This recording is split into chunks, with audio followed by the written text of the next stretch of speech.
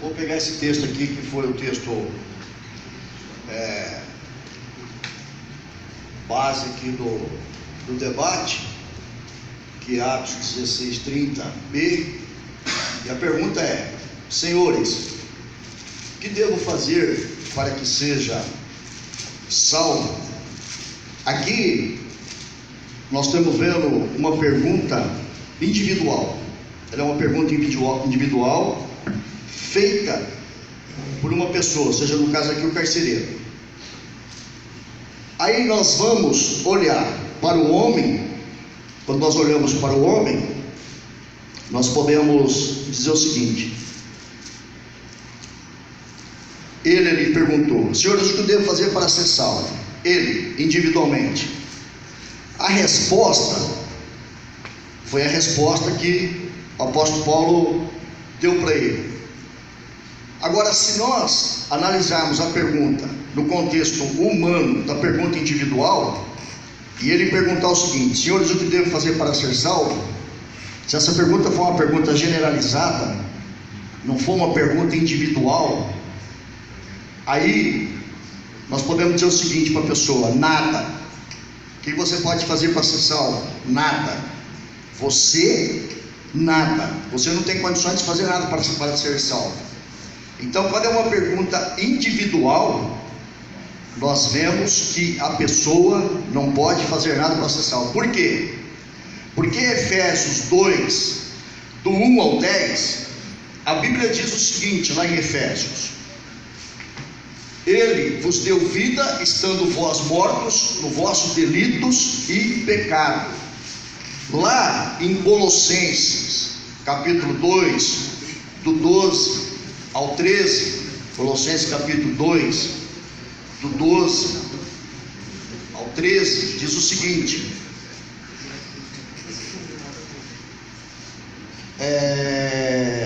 12 ao 13: sido do poder de Deus que o ressuscitou dentre os mortos.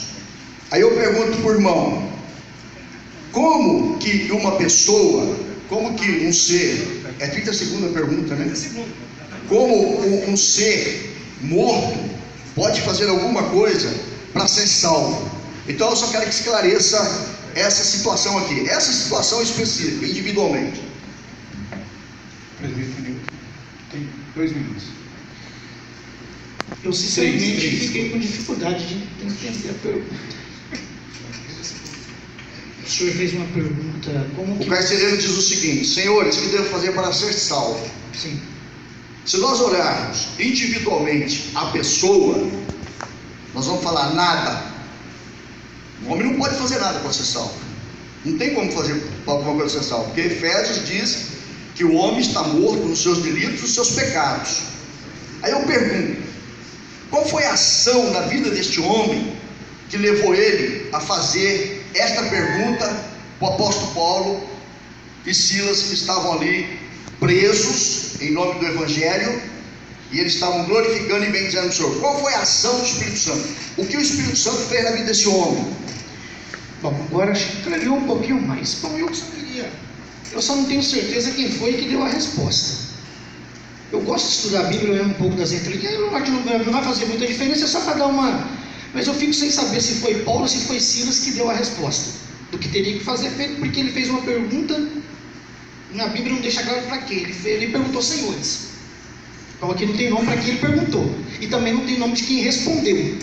Ou foi Paulo ou foi Silas. Pois bem, agora, o porquê dessa pergunta, eu creio que o Espírito Santo aproveitou essa oportunidade, formulou essa pergunta nele para que hoje nós estivéssemos aqui. Primeiro, o Senhor já respondeu a pergunta feita pela própria Bíblia: o ser humano não pode fazer nada para ser salvo. Porque se o ser humano pudesse fazer alguma coisa, Cristo não teria morrido na cruz. Ele perdeu tempo na cruz se eu pudesse fazer alguma coisa. Efésios 2:8, 9, enfim. Agora, a pergunta dele aqui, hoje eu pensava sobre isso, nem toda pergunta ela tem uma resposta lógica ou esperada a resposta. Eu posso perguntar uma coisa esperando ter uma resposta e não ter a resposta que eu esperava ter. Ele perguntou o que devo fazer. Essa pergunta nós já sabemos. O ser humano não tem nada que ele possa fazer para ser salvo. Ele teve a atitude de crer. Ele creu. Não sei se ficou claro para o senhor, até porque a pergunta do senhor foi meia longa e saiu uma direção muito profunda. Se o senhor tivesse me perguntado se tem alguma coisa que pode ser feita, não tem. O senhor mesmo não deu a resposta. Obrigado. Pastor, quer fazer uma? Quando nós falamos que o homem não pode fazer nada para ser salvo, é porque ele está morto nos seus delitos, nos seus pecados. Lá em Gênesis, o Senhor deu uma ordem específica para o homem: de todas as árvores que tiver no jardim comereis, mas dessa árvore aqui, conhecimento do bem e do mal, dessa não comereis. Lá em Gênesis capítulo 2, 16 e 17. Essa aqui você não vai comer, porque o dia que comer vai morrer, está morto. Muito bem, o homem desobedeceu, era uma ordem expressa: não coma, porque se comer morre. O homem desobedeceu, foi expulso ali do jardim do Éden, certo? Então o homem morreu. Ele não morreu fisicamente, mas ele morreu espiritualmente. Ele foi condenado por Deus, está morto espiritual. Muito bem, essa pergunta foi uma pergunta individual. Se é uma pergunta individual, alguém chega para você e fala assim: o que eu posso fazer para ser salvo? Nada. Mas se é uma pergunta generalizada, se é uma pergunta feita, você entendeu? De uma forma assim, generalizada por todo ser humano, o que acontece? O que aconteceu na vida do carcereiro ali? O que aconteceu na vida do carcereiro foi que ele viu a operação do Espírito Santo naquele momento ali.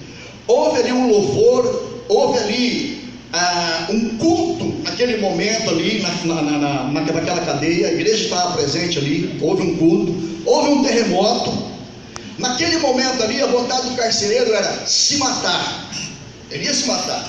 Quando o apóstolo Paulo disse o seguinte: não te faças nada, porque todos estamos aqui, o Espírito Santo convenceu aquele homem do pecado, do juízo e da justiça. João 16, do 8 ao 11. O Espírito Santo nos convencerá do pecado, do juízo e da justiça. E ali naquele momento ali, o Senhor, na sua soberania, escolheu o carcereiro. E quando ele escolhe o carcereiro, ele faz essa pergunta. Aí a resposta do apóstolo Paulo é: crê no Senhor Jesus, será salvo tu e tua casa. E aí então vem o processo da salvação.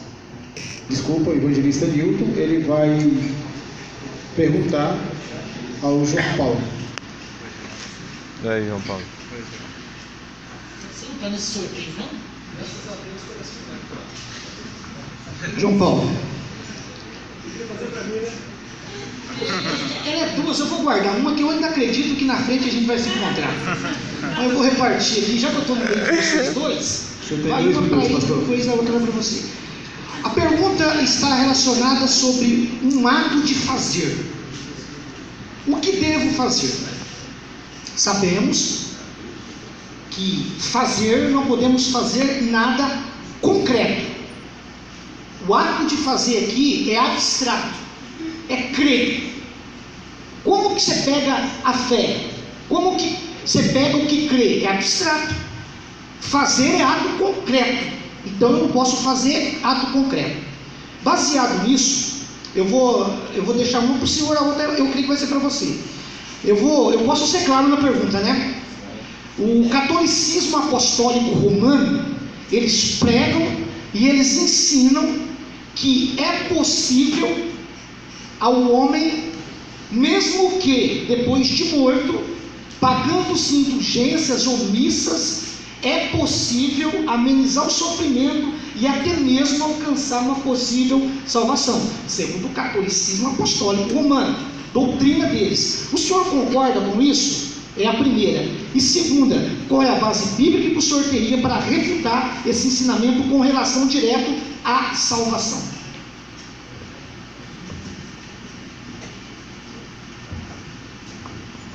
Deixa eu ver se eu entendi a pergunta do irmão, foi bem claro.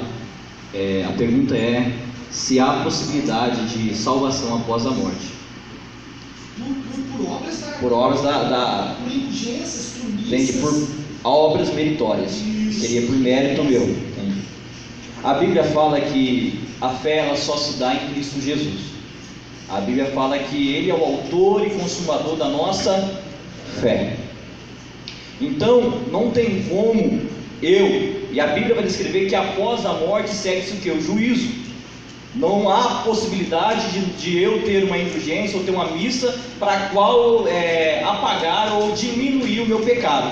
Então eu não concordo, porque a Bíblia dá muita evidência, porque Paulo mesmo, você tem um versículo, Paulo vai dizer assim: se aqueles que perseverarem até o fim será salvo. Então no fim da minha vida eu não perseverei, então eu não sou salvo, porque a Bíblia fala, enquanto houver fôlego de vida ainda há esperança. Então enquanto eu estou vivo ainda, a graça de Deus pode ser alcançada. A segunda pergunta foi? Não é.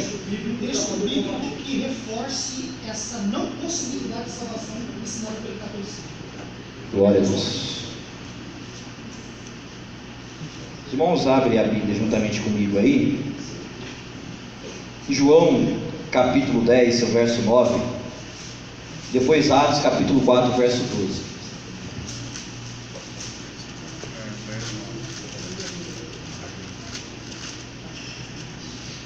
João capítulo 10, verso 9.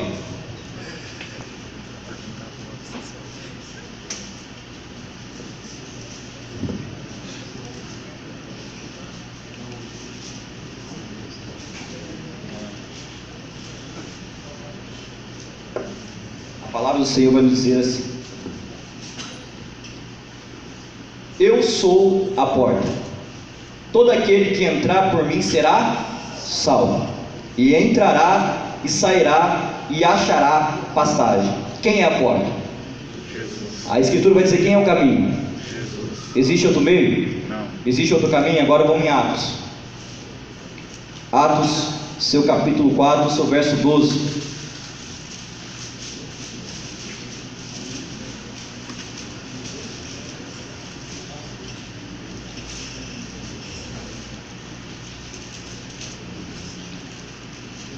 Amém? Amém? E nenhum outro há salvação, pois também debaixo do céu nenhum outro nome há, dado entre os homens, pelo qual devamos ser salvos. É somente por Cristo. Amém? Amém. Glória a Deus.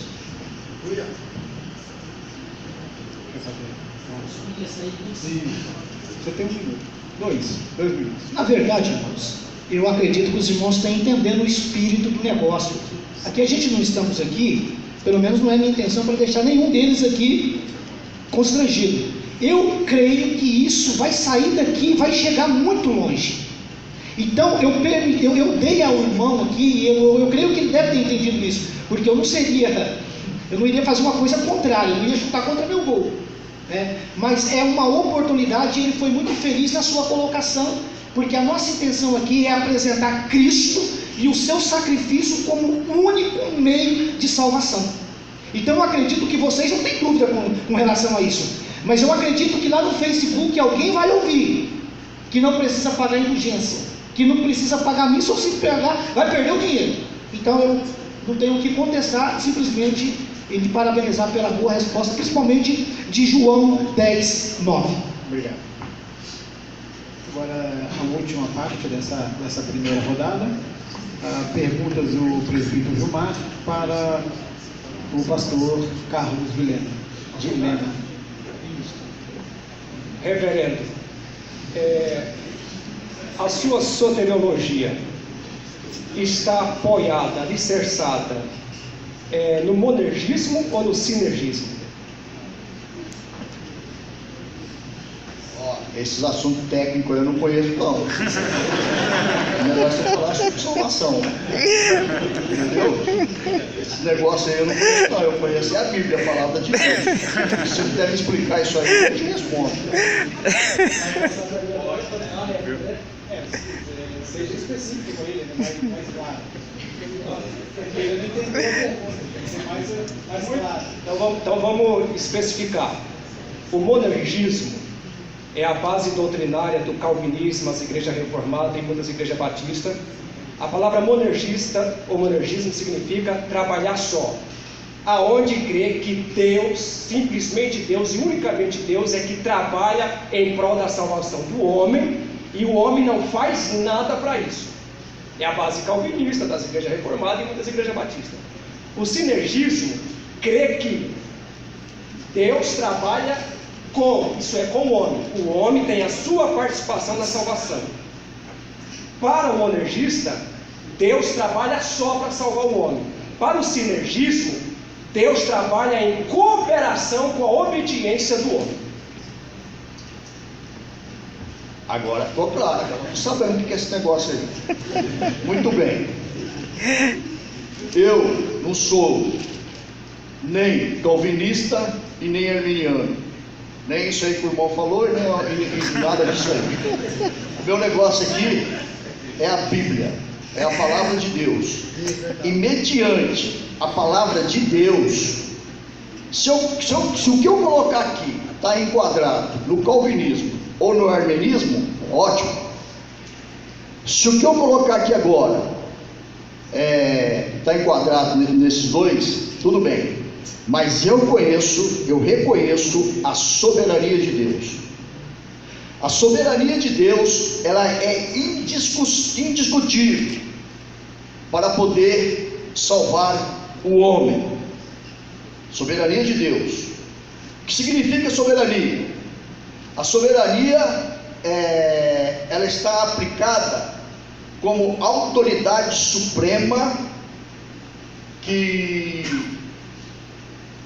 independe do poder sem restrições.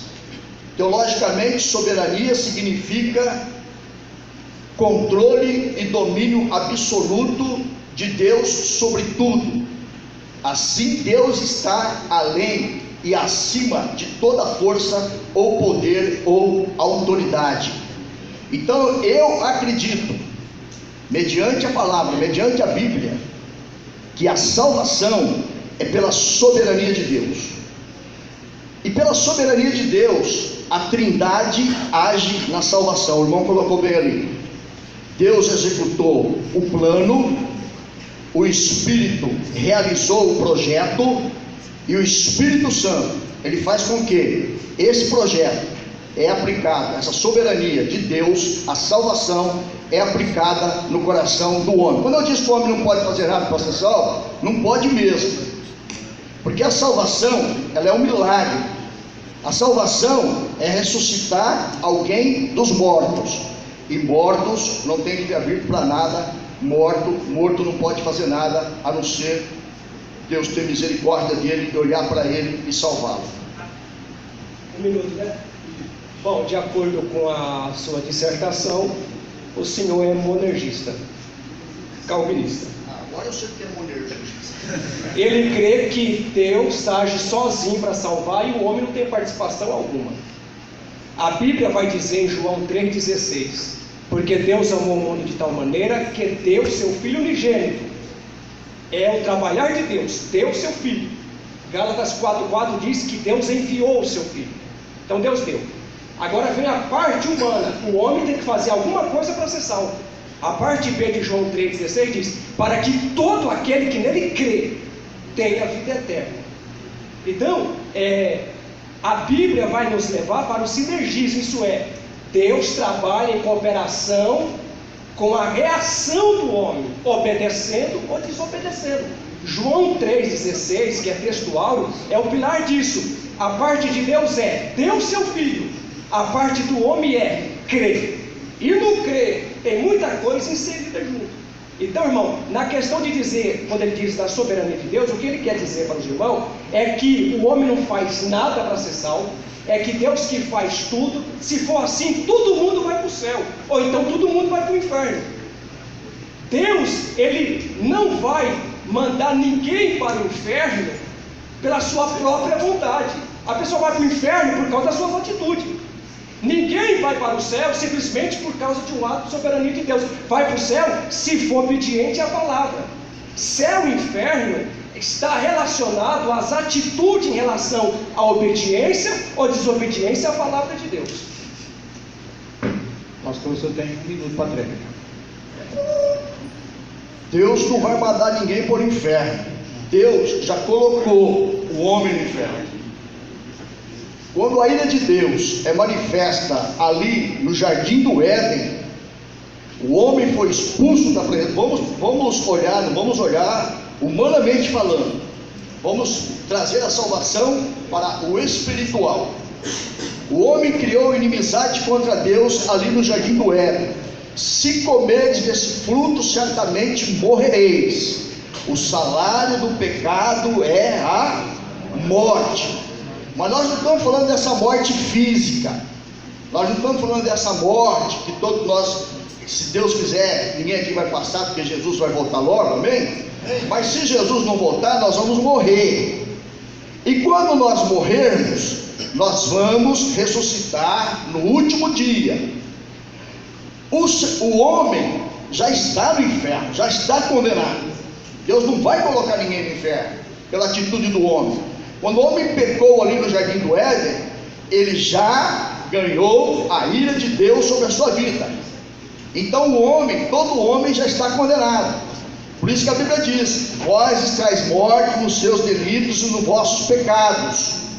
Quando ele diz que João 3,16, que Deus amou o mundo de tal maneira para que todo aquele que nele cresce não pereça, mas tenha vida eterna, são todos aqueles que o Espírito Santo trabalhar o coração, resgatar dos mortos e ter uma vida de salvação desenvolvida na presença do Senhor, segundo os mandamentos do Senhor, segundo a palavra de Deus. E os mandamentos do Senhor são para ser obedecidos.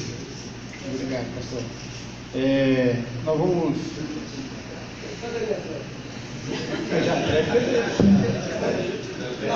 Você perguntou, ele respondeu. Eu fiz a pergunta aí e você...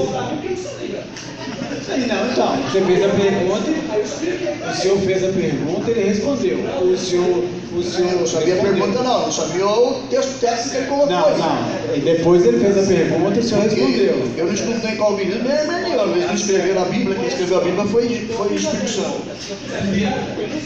Tá. Não, então, já fez. O senhor fez a pergunta, depois o senhor refez a pergunta, tudo bem, aí ele respondeu. Depois ele respondeu, o senhor fez o seu comentário, aí agora ele fez a tréplica.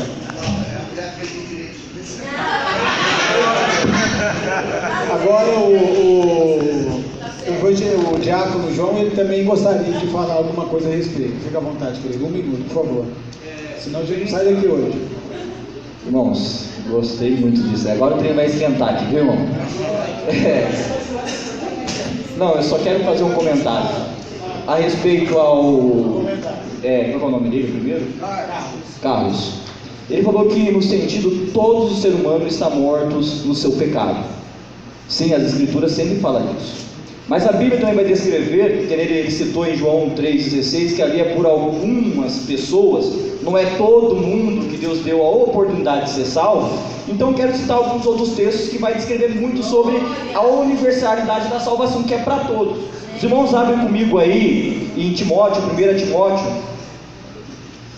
porque muitas vezes o calvinismo ele vai falar que isso quer dizer o cosmo, aqueles que são escolhidos em partes, mas que não é um todo.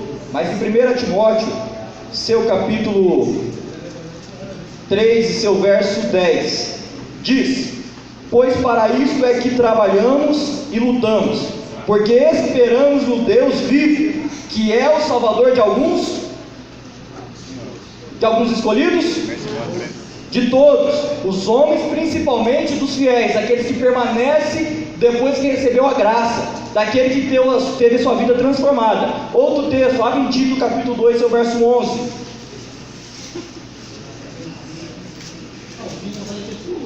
Vai dizer assim, pois a graça de Deus se manifestou, trazendo salvação a todos os homens, está claro. Não está dizendo que é para algumas pessoas. Então Cristo veio e morreu para dar vida a todos. E nós vamos ver que nós somos atraídos pela graça de Deus. É ela, por isso que não é um meritório, não é um mérito meu. Porque Cristo já morreu na cruz do Calvário. Só que esse mérito, ou essa graça que foi manifestada para mim, ela tem que ser correspondida. Concluída. Amém? Por isso que a Bíblia falou assim: aquele que crê e perseverar até o fim será salvo. Então há necessidade de o homem e Deus trabalhar em conjunto na salvação. Presbítero Newton. 1 Timóteo capítulo 3, seu verso 11, 10. Não é 10 não. 1 Timóteo capítulo 3, seu verso... Não, 1 Timóteo capítulo 4, versículo 10. É 4 e 10 mesmo. É, 4 e 10, perdão, meu. 1 Timóteo capítulo 4, seu verso 10, e depois Tito capítulo 2, seu verso 11. Evangelista Newton, quer falar alguma coisa? Tá. O pastor. Não. A gente, na verdade, está ratificando o teu pensamento na pergunta feita ao irmão. Exatamente. Na verdade, aqui amigos aliados à salvação pela graça e discordando plenamente de Calvino. Pastor, o senhor quer falar alguma coisa? 1 minuto? O senhor quer, pastor? Então, por favor. 2 minutos. Senão a gente não sai daqui hoje, por favor. Seja sucinto. O ato da eleição é um chamado. O ato da eleição, ele tem um chamado. E esse chamado, ele vai chamar aquele que está morto, os seus delitos e os seus pecados. Vamos lá ver o caso de Gideão. Gideão foi chamado, o Senhor operou uma grande obra na vida dele, e ele pôde então ser usado por Deus naquilo que o Senhor chamou e o escolheu para aquilo. Lá em Marcos capítulo 12, versículo 13, a Bíblia diz assim: depois subiu ao monte e chamou o que ele mesmo quis, e vieram para junto dele. Nós vemos ali em Marcos, no capítulo 3, que tinha eles, pessoas, ao lado do Senhor Jesus. Tinha um monte de pessoas ao lado do Senhor Jesus. E quando ele chama especificamente aqueles que ele mesmo quis. Se fosse para todo mundo, ele ia chamar todo mundo, mas ele chamou aqueles que ele quis, porque Deus é soberano. E aqueles que ele chamou, ele predestinou, certo? Não foste vós que me escolheste, mas eu que vos escolhi, para que vades e dê frutos, e o vosso fruto permaneça. Eu não estou aqui dizendo que a salvação é para alguns, a salvação é para todos, é óbvio. Só que a salvação é soberania de Deus, e Ele elege e escolhe a quem Ele quer. E eu não estou aqui defendendo o calvinismo, já falei, estou defendendo aqui a palavra de Deus, tá? Eu não estudei.